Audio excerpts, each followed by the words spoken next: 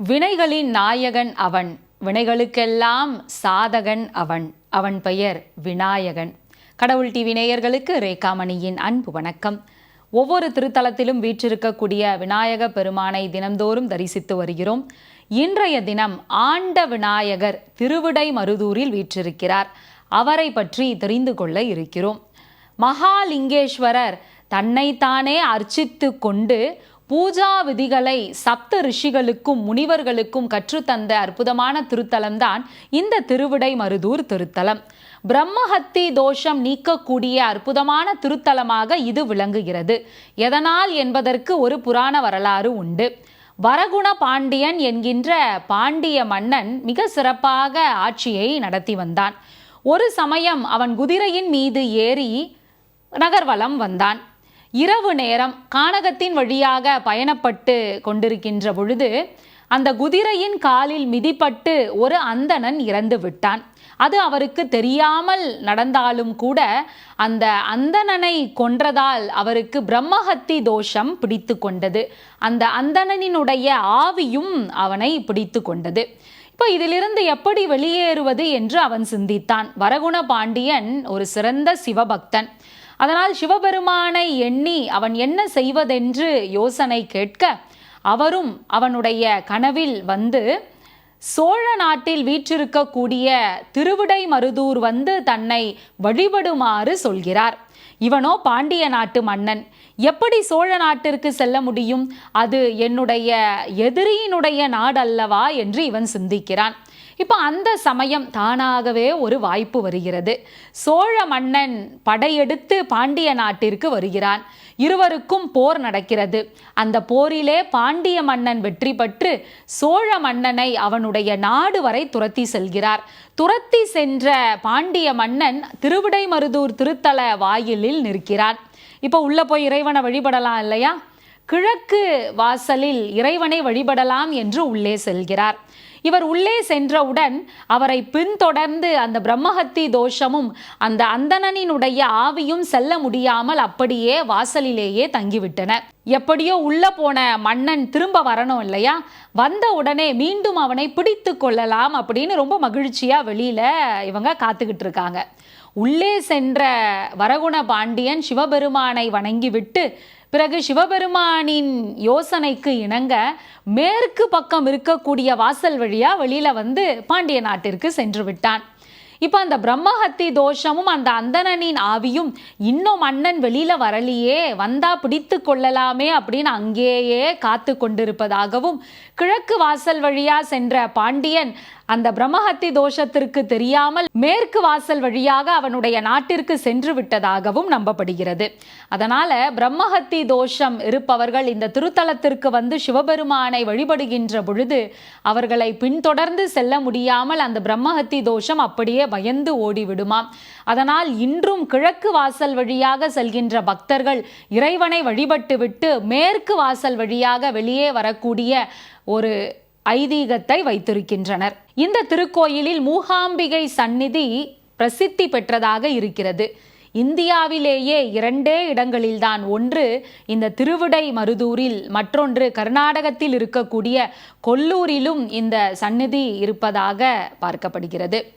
இப்போ அந்த ஆண்ட விநாயகர் எங்கு வீற்றிருக்கிறார் அப்படின்னா இந்த திருவிடைமருதூர் திருத்தலத்தில் மகாலிங்கேஸ்வரர் ஆலயத்தில் வீற்றிருக்கிறார், நாகேஸ்வரர் ஆலயத்தில். இப்போ உரோமசர் என்கின்ற ஒரு முனிவர் ஒவ்வொரு திருத்தலத்திற்கும் சென்று இறைவனை வணங்கிவிட்டு கல்யாண தீர்த்தத்தில் நீராடி விட்டு அதன் பிறகு இந்த திருவிடைமருதூர் அருகில் வராரு. இப்போ அந்த பகுதியில் ஒரு கனக தீர்த்தம் என்கின்ற ஒரு தீர்த்தத்தில் காகமானது மூழ்கி அங்கு இருக்கக்கூடிய மரத்தில் அமர்கிறது. மூழ்கி எழுந்த அந்த காகமானது மரத்தில் அமர்ந்த உடனே பொன்னிறமாக மாறிடுது. மாறினது மட்டும் இல்லாம பேசவும் செய்யுது. இருப்பதிலேயே இந்த திருவிடைமருதூர் திருத்தலம் தான் மிகவும் சிறப்பு வாய்ந்த திருத்தலம். இந்த திருத்தலத்திற்கு வர வேண்டும் என்று சொன்னால் அவர்கள் புண்ணியம் பெற்றவர்களாக இருக்க வேண்டும். அவர்கள் பாவங்கள் செய்திருந்தாலும் கூட இந்த திருத்தலத்திற்கு வந்த பிறகு அவர்கள் மேன்மை அடைவர் என்று பேசிக்கொண்டிருக்கிறது. இப்போ இந்த காகம் பேசுறத அந்த முனிவர் பார்த்து கொண்டிருக்கிறார். அவருக்கு ஒரே ஆச்சரியம். காகம் பேசுது, அதுவும் பொன்னிறமா மாறி இருக்கு, என்ன நடக்குதுன்னு தெரியலையே அப்படின்னு. நீ பறவையா இல்ல முனிவனா இல்ல தேவரா அப்படின்னு வந்து அந்த பறவைக்கிட்டேயே கேட்கிறாரு. இப்போ அந்த காகம் அதற்கு என்ன பதில் சொல்லுது அப்படின்னா, நான் ஒரு அந்தணன், நான் மிகுந்த கல்வி கேள்விகளில் சிறந்து விளங்கியவனாக இருந்தவன். இப்போ சூரிய கிரகணம் ஏற்படுகின்ற சமயம் புனித தீர்த்தத்தில் நீராடி அதன் பிறகு தான தர்மங்கள் செய்கின்ற பொழுது அவர்களுக்கு எல்லா நற்பேறுகளும் கிடைக்குமாமே. எல்லாரும் அந்த மாதிரி செய்ய நான் எதுவும் செய்யாமல் சூரிய கிரகணத்தன்று புனித தீர்த்தத்தில் நீராடி அந்த நதிக்கரையில் ஒரு அரசன் எல்லாருக்கும் தானம் கொடுத்துட்டு இருந்தான்.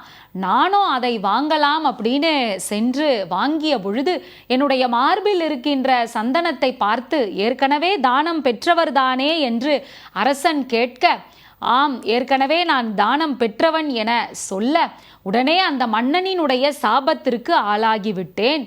காகத்தை போல ஒவ்வொரு வீட்டிலும் இறந்து தின்னக்கூடிய புத்தியை உடையவனே, அதனால் காகமாக நீ மாறி போவாய் என்று சாபம் கொடுத்து விட்டான். நானும் திரும்ப சாபம் கொடுக்கலான்னு போனேன்.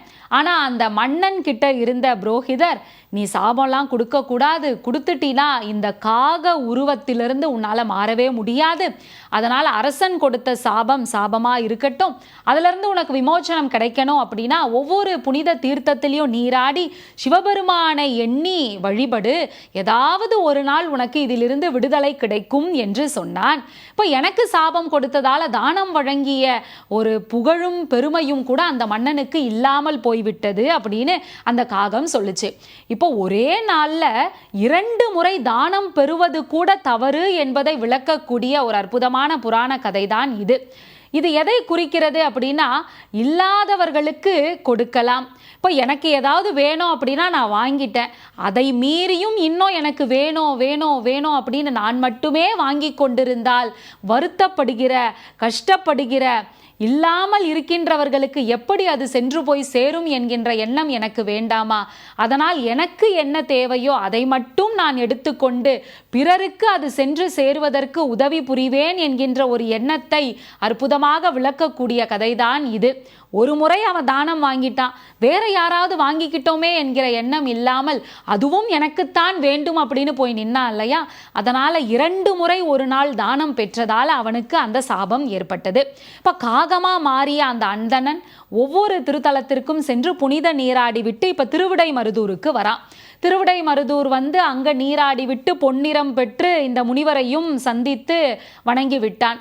அதன் பிறகு தேவர் உலகத்திலிருந்து ஒரு வாகனம் வந்து அவனை அப்படியே கைலாய மலைக்கு அழைத்து சென்று விட்டது. சாப விமோச்சனம் அவனுக்கு கிடைத்து விட்டது. இப்போ மகாலிங்கேஸ்வரர் அந்த திருத்தலத்தில் வீற்றிருக்கிறார். அவரினுடைய பெருமையை அந்த காகத்தின் மூலமாக உணர்ந்த உரோமச முனிவர் அவரை வணங்குவதற்காக புறப்பட்டு செல்கிறார். இப்போ அந்த திருக்கோவில் உள்ள போன உடனே மங்கள வாத்தியங்கள் முழங்கி கொண்டிருக்கின்றன. எங்கும் மாலைகள், தோரணங்கள், புதிதாக கோர்க்கப்பட்ட பூக்கள் எல்லாம் அங்கு அலங்கரிக்கப்பட்டு இருக்கின்றன. விளக்குகள் புதிதாக அங்கு ஏற்றப்பட்டு ரொம்ப பிரகாசமா இருக்கு அந்த கோவில். ஆனா ஆள் நடமாட்டம் அறவே இல்லை.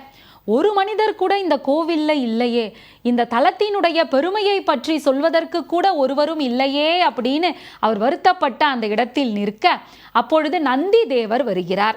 நந்தி தேவர்கிட்ட, இந்த மாதிரி கோவில் இவ்வளோ அழகா இருக்கு, இப்போதான் வழிபாடு செய்ததை போல அபிஷேகம் செய்ததை போல நிகழ்வெல்லாம் காண முடிகிறது, ஆனால் யாருமே இல்லையே, யார் இதை செய்திருப்பார்கள் அப்படின்னு கேட்கிறாங்க.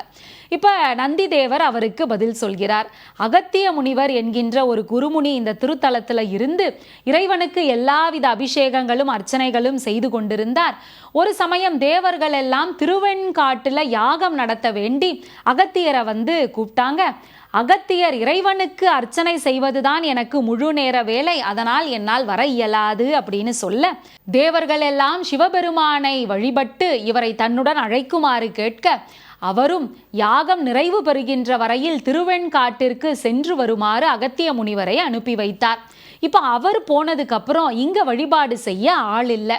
விநாயக பெருமானுக்கு வருத்தம், என்ன செய்வது அப்படின்னு தன்னுடைய தந்தை கிட்ட கேட்க, தந்தை நீயே இந்த வழிபாடெல்லாம் செய்ப்பா, குள்ளமான ஒரு முனிவர் வருவார், அவர் வருகின்ற வரையில் இதையெல்லாம் நீயே செய் என கட்டளையிட, தேவர்கள் எடுத்து வருகின்ற அபிஷேக பொருட்களை எல்லாம் வைத்து ஒவ்வொரு நாளும் வழிபாடு செய்து அந்த கோவிலில் யாருமே இல்லாத அந்த இடத்தில் உலகையே கட்டி ஆண்ட விநாயகராக அந்த விநாயக பெருமான் இருந்தார் என நந்திதேவர் சொல்லி முடித்தார். இப்போ யாருமே இல்லாத அந்த இடத்துல தன்னுடைய சக்தியால் எம்பெருமானை வணங்கி வழிபட்டு ஆண்டு கொண்டிருந்த அற்புதமான விநாயக பெருமான் தான் ஆண்ட விநாயகர். அவரை வணங்குகின்ற பொழுது நம் வாழ்க்கையில் எல்லா நற்பேறுகளும் கிடைக்கும் தானே. திருவிடைமருதூர் திருத்தலத்தில் உட்பிரகாரத்தில் எம்பெருமானுக்கு தெற்கு பகுதியில் வீற்றிருக்கக்கூடிய ஆண்ட விநாயகரை வணங்கி அவருடைய அருளை முழுமையாக பெறுவோம் என்று சொல்லி மீண்டும் நாளை வேறொரு திருத்தலத்தில் வீற்றிருக்கக்கூடிய விநாயக பெருமானை தரிசிக்கலாம். அதுவரைக்கும் உங்களிடமிருந்து விடைபெறுவது ரேகாமணி. நன்றி, வணக்கம்.